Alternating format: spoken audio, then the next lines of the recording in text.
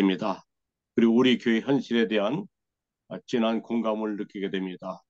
우리 신학교들, 또 교회에서 사역하는 우리 젊은 형제들, 또 한국 사회와 한국 교회에 대한 그런 감각이 열리는 것을 경험합니다. 지난 20년 동안 우리 KR에서 우리가 나누었던 기도들, 갈망들, 그리고 여러 교수님들이 컨퍼런스에서 부르짖었던 그 강단의 외침들이 지금도 들리는답니다.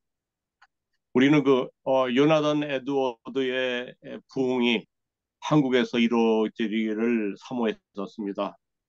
또 예일 대학의 부흥이 우리 대학들 안에서 일어나기를 소원했었습니다. 평양 대붕의 불길이 다시 한번 21세기 한국교회에서 일어나기를 기도했습니다.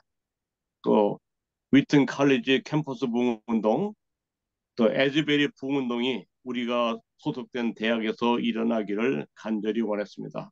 그래서 우리 지난 20년 동안의 우리의 역사입니다. KR은 한국교회 역사에서도 상당히 중요합니다. 그것은 한국의 대표적인 교회사 교수님들이 중심을 이루고 있었기 때문만이 아닙니다. KR이 중요한 것은 평양 대부흥을 기점으로 한 우리 한국교회의 영적인 펀더멘털을 가슴에 두고 그 영적인 기초를 통해서 우리가 오늘의 현실을 바라보고 기도했기 때문에 그것이 우리는 상당히 KR이 중요한 모임이었습니다. 그리고 저는 지난 20년 동안 저에게 베풀어 주셨던 하나님의 축복에 감사를 하고 있습니다. 저는 요즘도 그 미국 대학의 역사를 즐겨 있습니다. 유학 시절에는 뭐 한 주에 한 권씩 읽었지만은 지금은 한 권을 읽으려면 이제 몇 달이 걸립니다. 그래서 뒷부분을 읽을 쯤 되면 앞에 있는 것이 가물가물해집니다.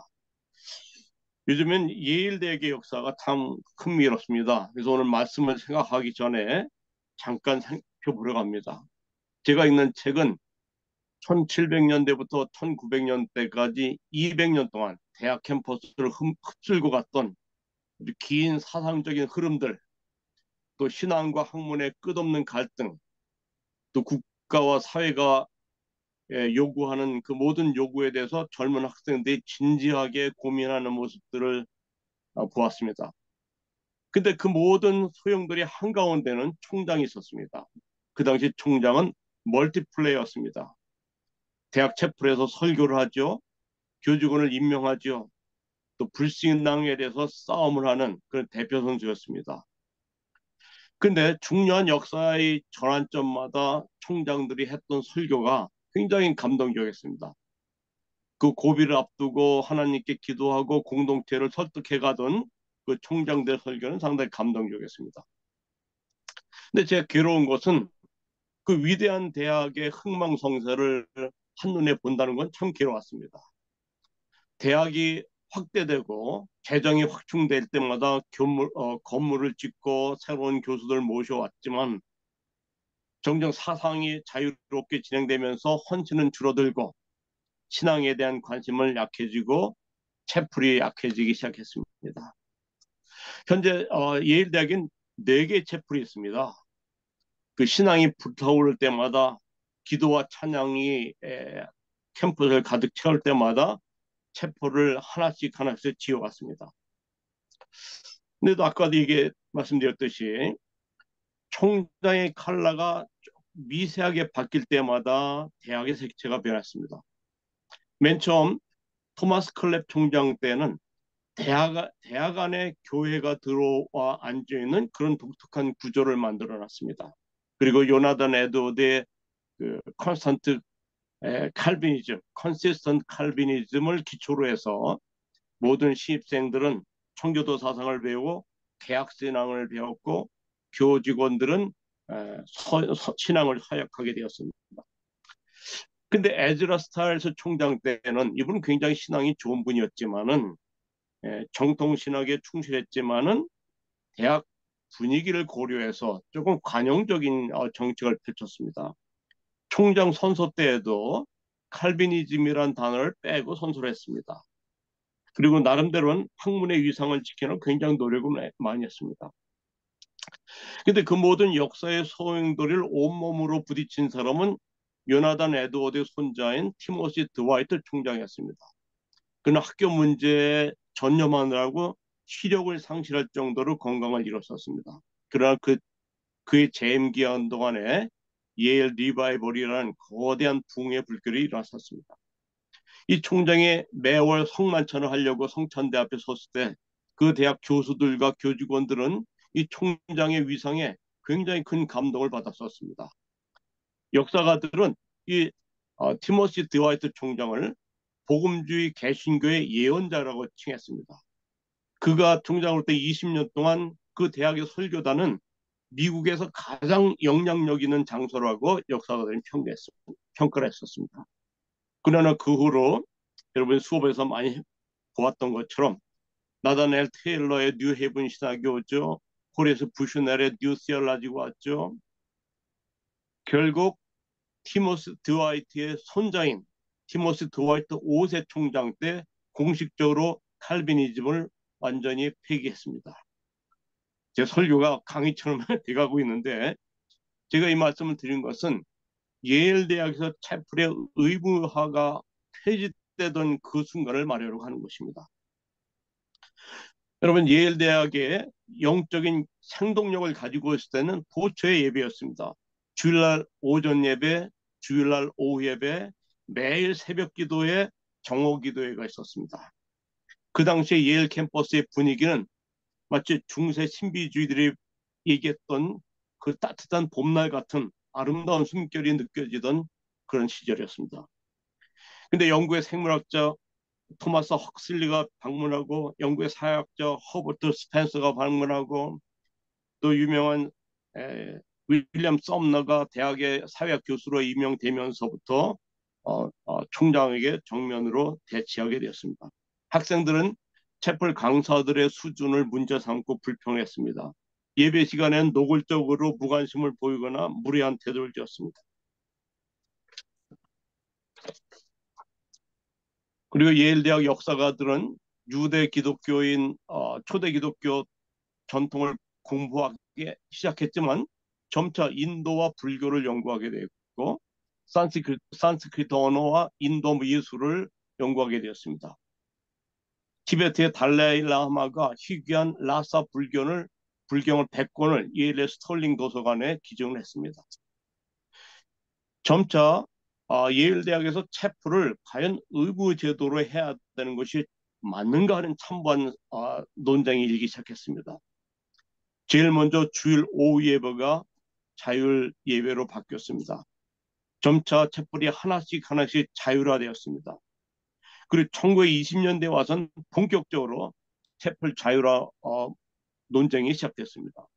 14대 총장이었던 제임스 에인젤 총장이 그 학교의 여론에 맞서서 촛불 지키기 위해서 했던 그 설교는 아주 감동적이었습니다. 참 비장한 설교였습니다. 마침내 1928년에 예일의 모든 촛불은 의무가 해제되었습니다. 소위 말하는 촛불 자율화가 이루어졌습니다. 200년 만에 아름다운 전통이 깨졌습니다.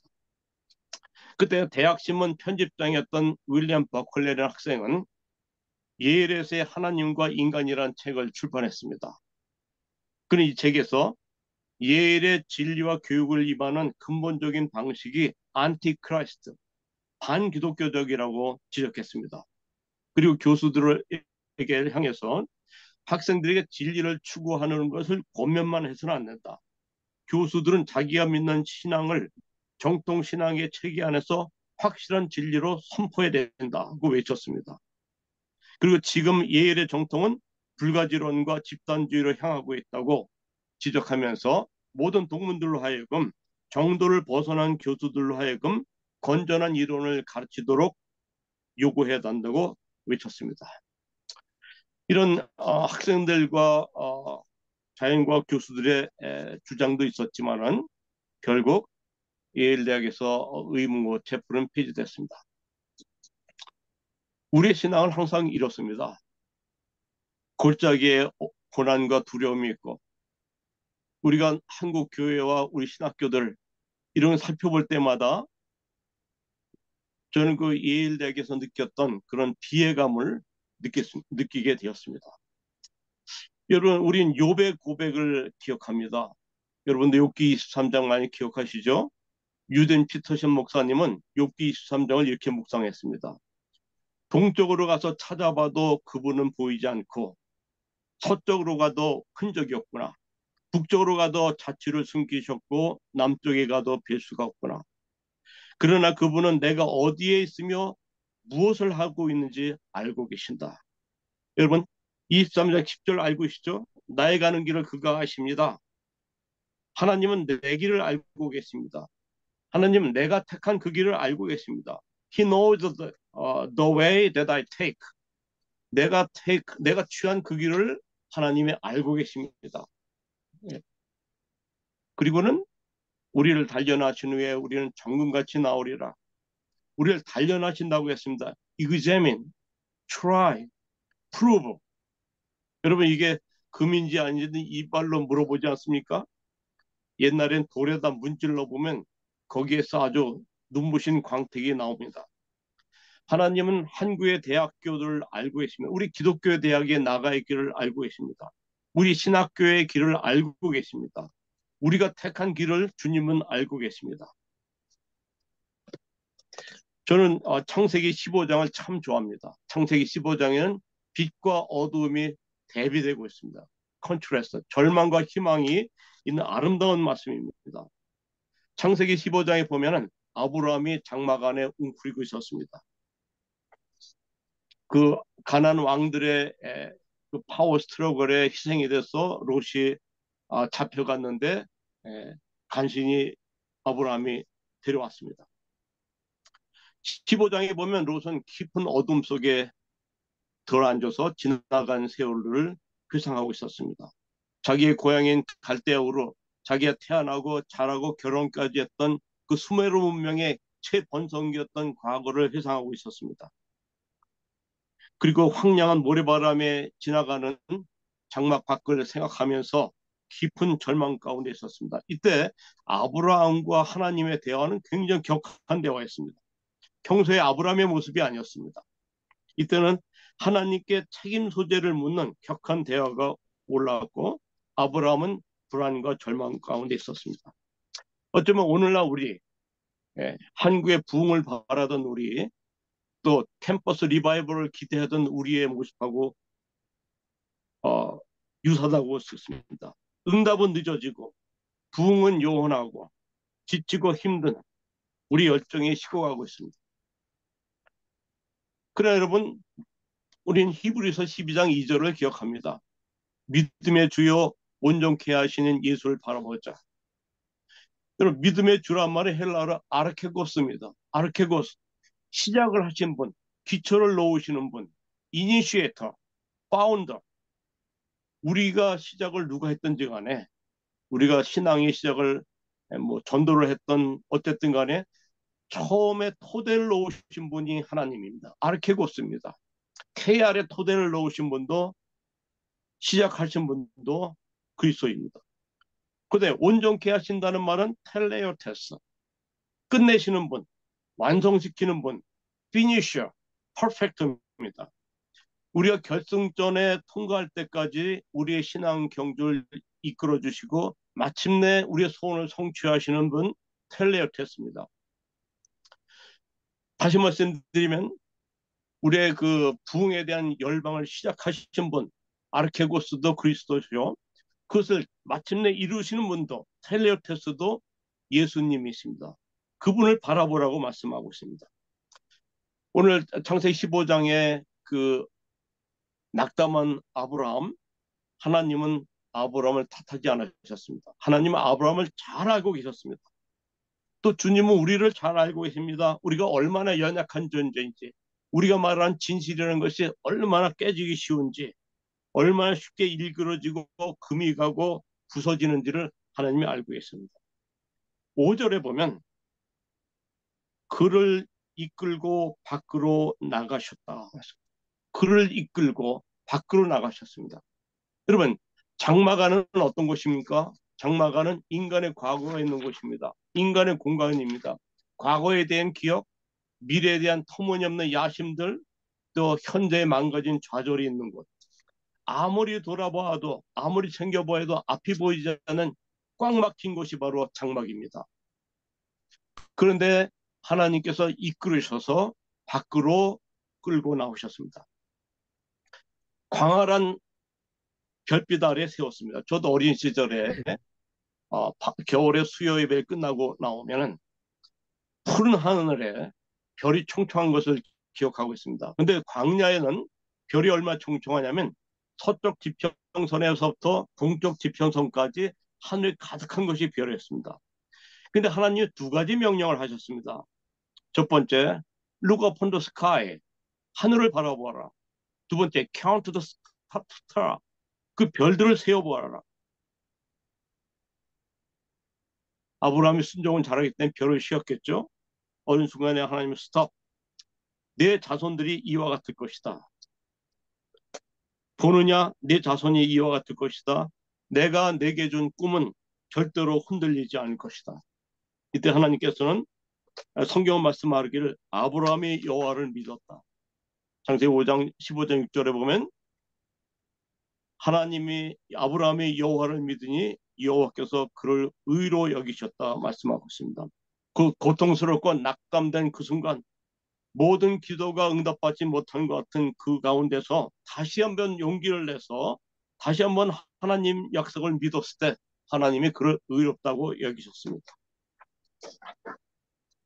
여러분 여기서 기억할 또 하나가 있습니다.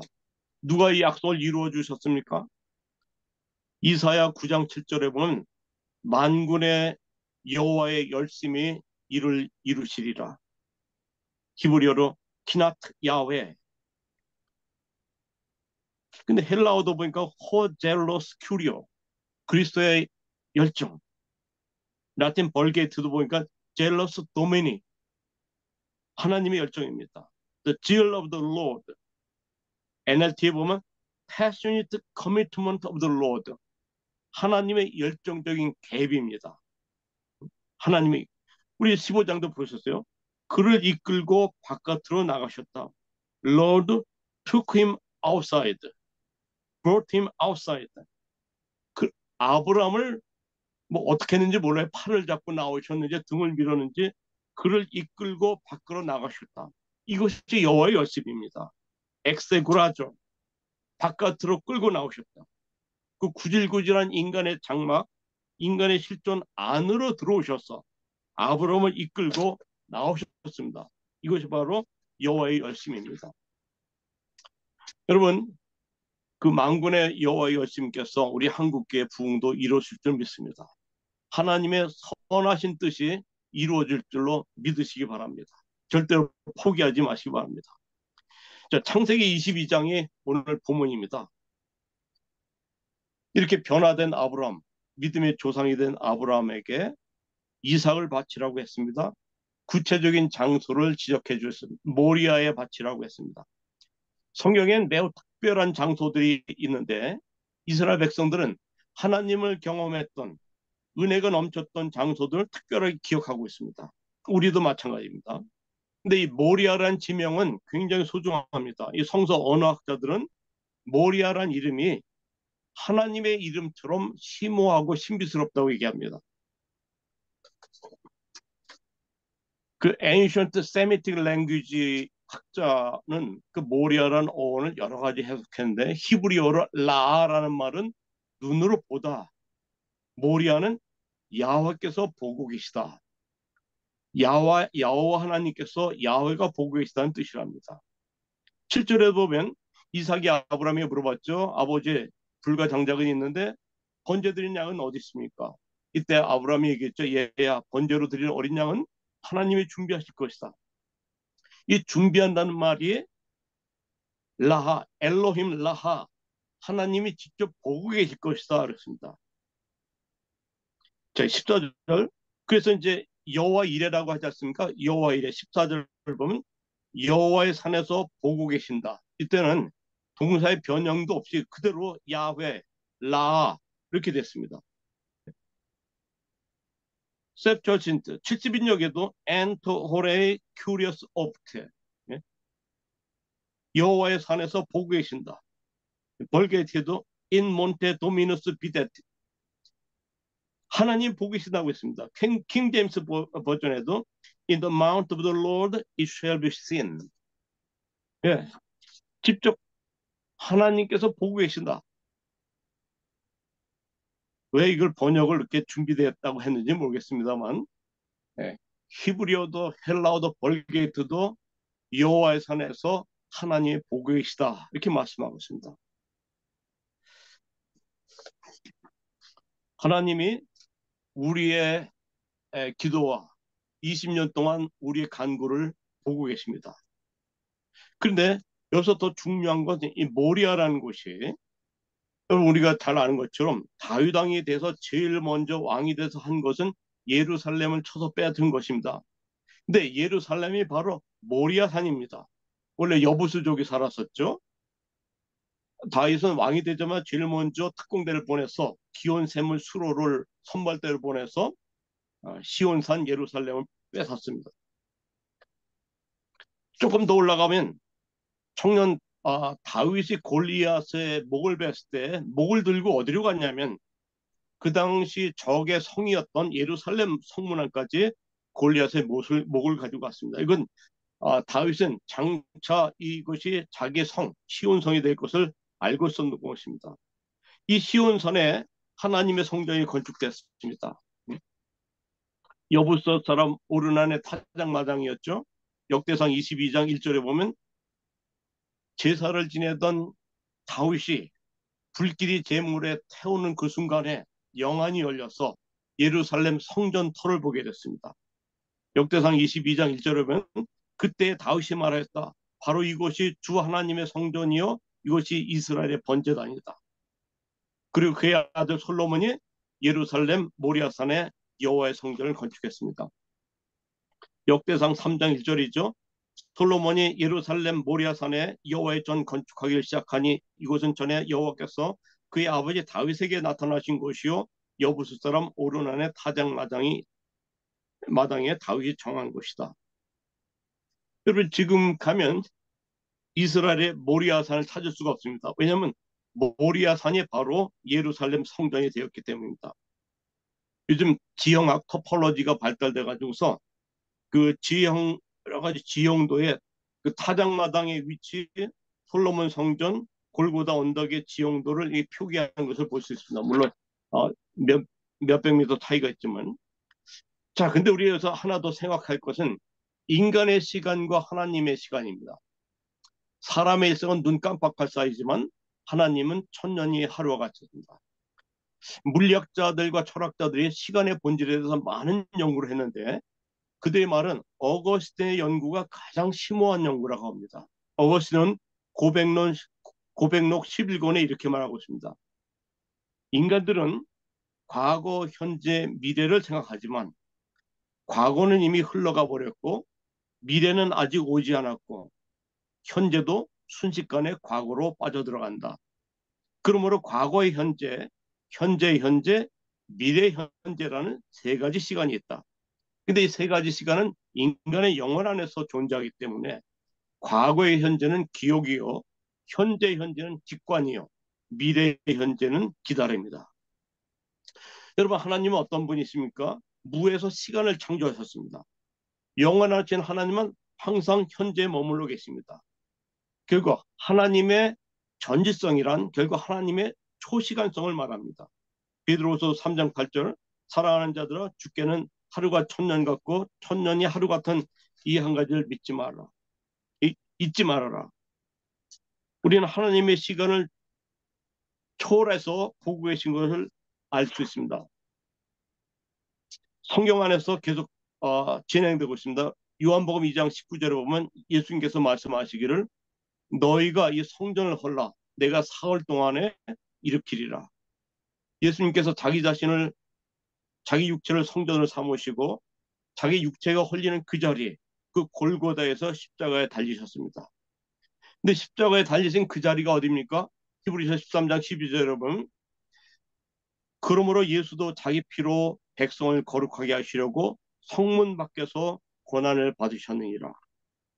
그 모리아산, 하나님께서 보고 계시다고 하는 그 장소, 거기서 자기의 육체를 속죄물로 삼으셨습니다.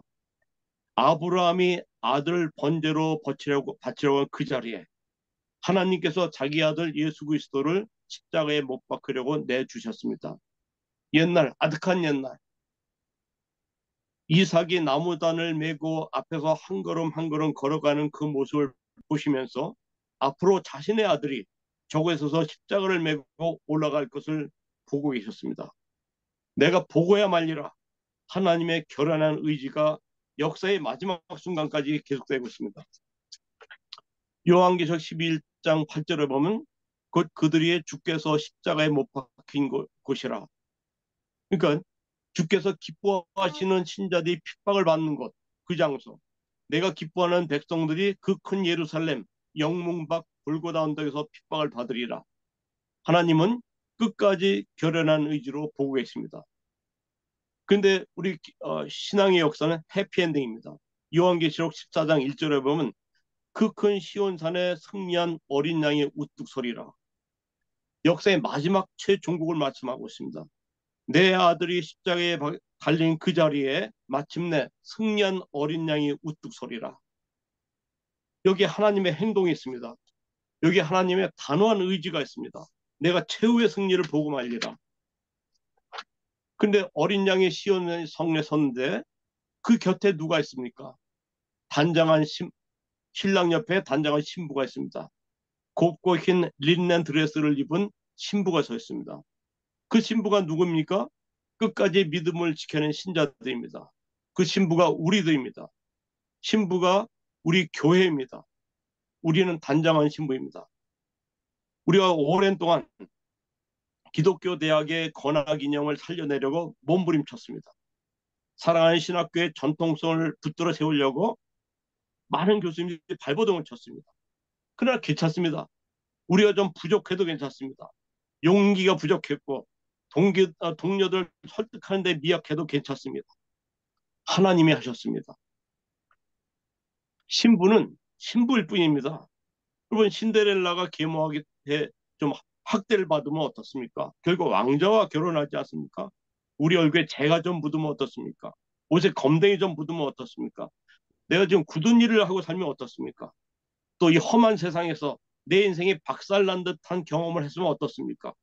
주님께서는 온 나라를 뒤집어서 다 신부를 찾아내고 맞습니다. 하나님의 열심히 이것을 이루십니다. 아브라함은 순종했습니다. 세상이 알지 못하던 그 비전을 소유한 아브라함. 그는 세상의 조건에 연연하지 않았습니다. 그는 내일은 어디로 갈지 몰랐. 아브라함은 내일 어디로 갈지는 몰랐지만 지금 현재 자기가 누구와 동행하는지를 알고 있었습니다. 히브리서 11장 8절에 믿음으로 아브라함은 부르심을 받았을 때에 순종하여 장래 유업으로 받을 땅으로 나갈새 갈 바를 알지 못하고 나갔다. 주님께서 보고 계십니다. 주님께서 준비하십니다. 결국 어린 양이 승리하십니다. 여러분 우리 대학들은 어떻게 되겠습니까? 과거, 현재, 미래, 천년을 하루같이 보시는 하나님께서 우리의 계획, 우리가 꿈꾸는 이 모든 거에 대해서 어떤 계획을 가지고 계실까요? 자, 한번 아까 처음에 말씀하셨던 예일대학의 경우는 어떻게 되겠습니까? 1928년에 예일대학이 채플이 자율화됐습니다. 그래도 그 대학 안에서 예배가 진행됐습니다. 아주 조용하고 체계적인 사역에 교직원의 가족들, 그다음에 기숙사와 아파트에서 온 학부생들, 대학원생 등으로 중심으로 예배가 진행됐습니다. 대학교의 부목사님이 주일학교를 인도해 줬고 유명 강사님들이 초대되었고 1년에 한 번씩 선교대로 해서 선교에 헌신한 목사님들, 평신도들이 와서 강의를 했습니다. 한 역사가 이렇게 말했습니다. 1928년 자유화를 지나서 여러 해 동안 축적된 모든 증거를 분석해 보니 채플 의무 참석을 폐기한 것이 교회를 약하게 했다기보다는 오히려 강화시켰다. 지금 그 네 개 채플에서 일하는 것을 다 말씀드리기는 그렇습니다만 시간이 많이 돼서. 근데 지금 어, 뭐 예일 디비니티 스쿨의 마크안드 채플 뭐 네 개 채플에서 지금 정오 예배가 계속되고 있습니다. 인상적인 것은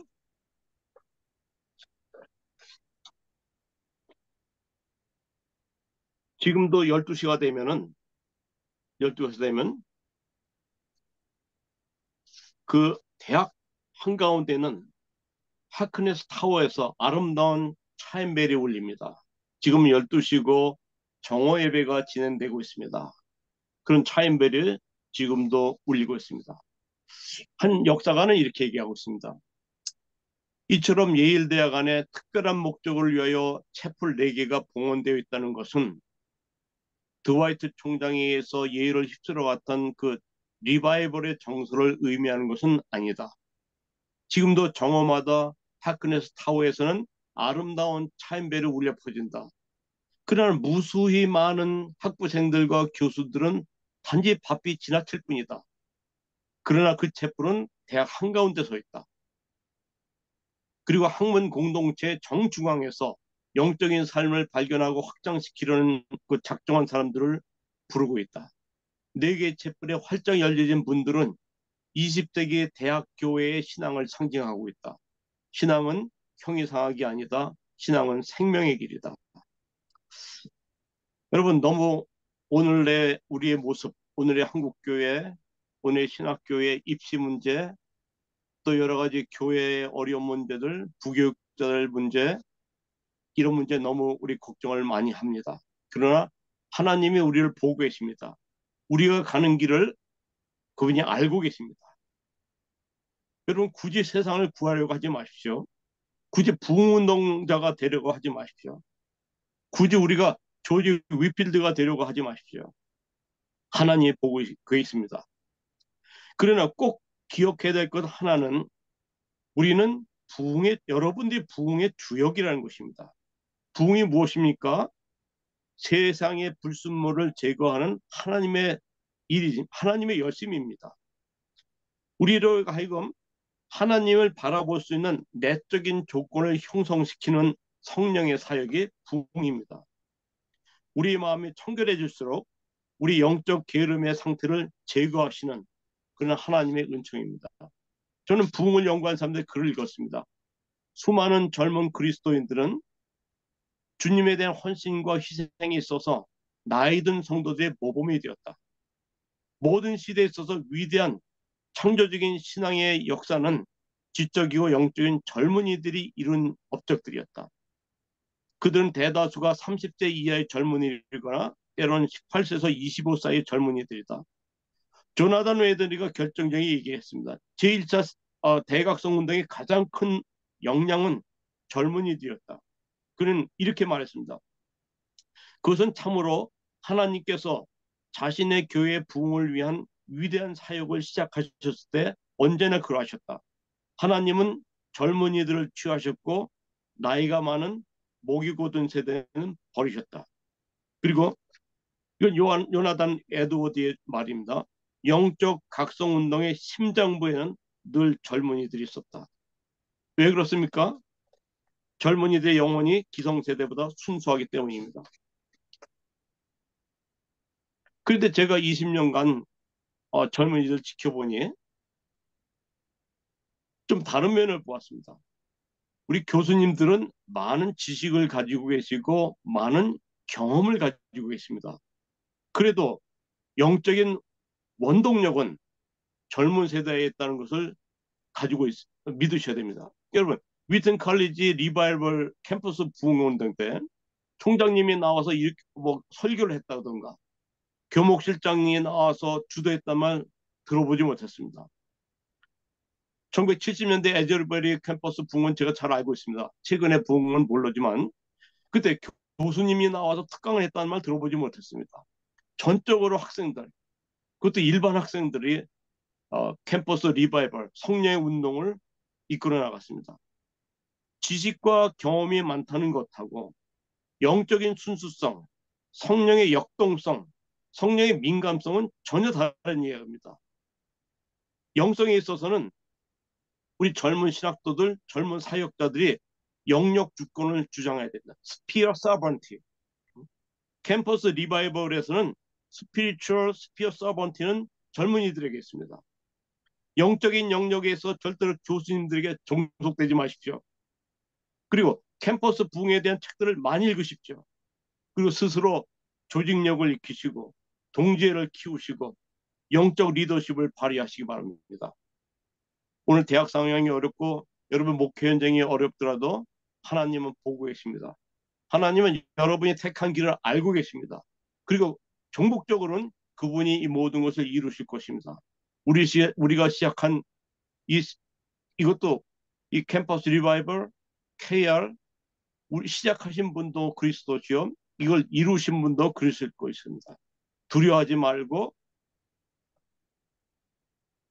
시간의 주인이 되시고 과거와 현재, 미래 항상 현재 계신 하나님께서 이 모든 것을 이루실 줄로 믿습니다. 기도하시겠습니다. 살아서 역사하시는 하나님, 오랜 전염병의 참담한 바람을 겪고 이제 새 학기를 맞이합니다. 그러나 한국 교회는 아직도 그 된소리를 극복하지 못하고 있습니다. 아직도 돌아오지 못한 성도들도 있습니다. 신학교회는 일꾼들도 부족합니다. 주여 저희를 불쌍히 여겨주시고 창세기 15장 말씀 가운데 우리 주님의 음성을 깨닫게 해주시고 하나님의 열심을 통해서 우리 어둠의 장막을 벗게 하시고 하늘의 찬란한 무별을 바라볼 수 있도록 은혜 주시옵소서. 우리의 아멘, 아멘. 삶을 통해서 주님이 원하시는 일이 있으심을 믿게 하시고 끝까지 주님을 바라보게 하시고 믿음으로 나가게 우리를 붙들어 주옵소서. 아멘, 예수님의 이름으로 기도드렸습니다. 아멘. 아멘. 할렐루야, 감사합니다. 귀한 말씀, 우리